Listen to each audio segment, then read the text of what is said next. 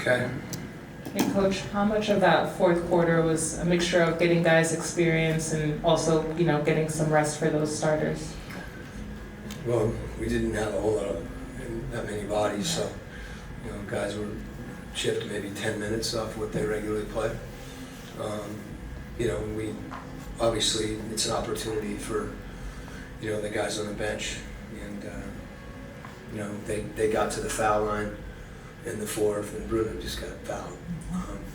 So I felt like we competed, and obviously you always point to things you can do better, but it was good to see some of those guys have it. I think they work. A lot of those guys are, whether it's Kobe or Dylan, V, that old Trent, those guys, they put time in. So for them to have an opportunity to play was good. Coach, what did you see from Trey's first night out, and specifically how he was playing with that brace on that left hand? Seemed comfortable to me. There was one play in front of our bench where he went after a loose ball with his left hand, picked up a steal. He finished left-handed, with a little, scoop shot. So, there's a process. It'll come quick for him. But like I said, you anticipate, kind of getting reacclimated. But the biggest thing for me was his conditioning. It seemed like he was. I have to ask him, but it didn't look like he was dragging. Did you go into tonight thinking you were going to take it easy with guys like Bogey and Clint after double overtime last night and all of the sort of wear and tear of the season? That's not really how I would put it. We've had guys during some situations that we've really extended from a minute standpoint, and it's one thing to have a back-to-back, it's another thing to have like a back-to-back-to-back, and that's almost what that was, against Miami, because the double overtime. So I think you're conscious of that right now, but you're always, playing to win, of course, right?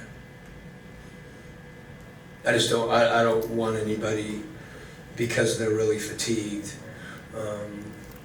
to have something like that carry over. Harrison, now officially, I guess the leading 3-point percentage in rankings. Just you talk about a guy who works. Just how does it for you look to see a guy kind of get paid off for all of the work that he's done? It's great, and I think one of the things, he's such a competitor, and the way he's been able to channel that and really maintain his focus, I think that's huge. You miss a couple shots, and obviously, he wants to make every shot, and he's making a lot of them, as you said. But I think his ability to get to the next play is really important, where he doesn't, when obviously, he knows how we feel about him shooting the ball. And he's another guy that, he's getting the shots, he's working, he's very regimented with his routine.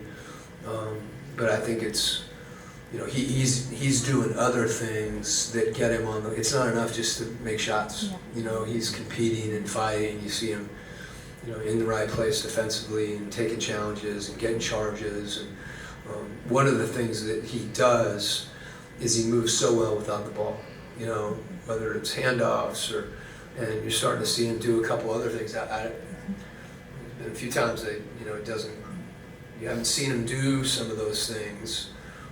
It's not like he knows who he is, but I think he's using his shot to be able to make plays for other people, which is really good. It's not easy.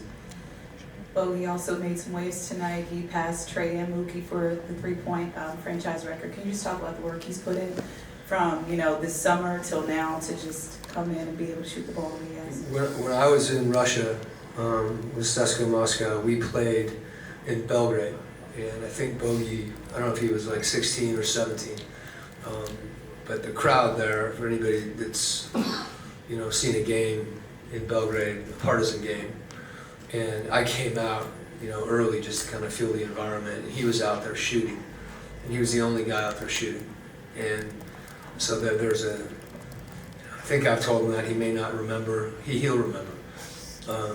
But it's pretty cool to have that. I remember when he was drafted, Phoenix and Sacramento, and he's someone I've always, watched. And obviously Igor, having coached the Serbian national team, growing up, being Serbian, has a particular tie with him as well. So he's not just put time in, this summer and over the course of the year. He's one of those guys. It's a lifetime of work, and he's a pro.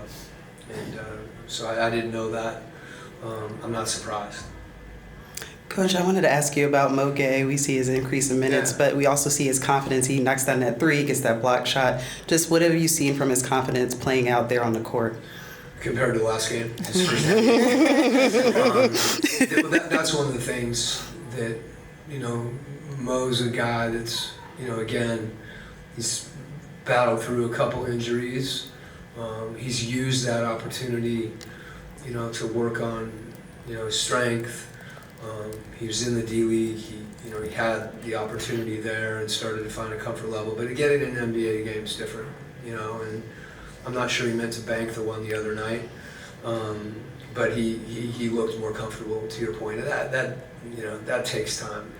Anybody I don't care who you are, when you're in, you get put in an NBA game and you're excited and probably a little nervous, and it was good to see him. The big thing is he didn't hesitate. And I think that was true the other night as well.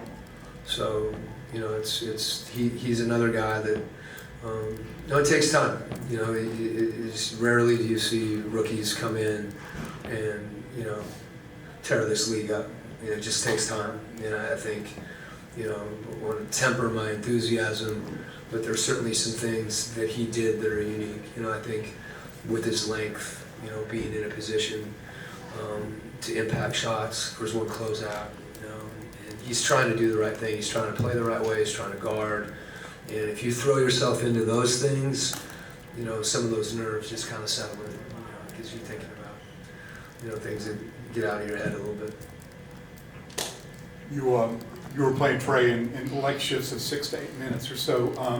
You said you didn't see any sign of him dragging, but was 21 minutes through 3 quarters pretty much a cap for how much you wanted him to go? You know what?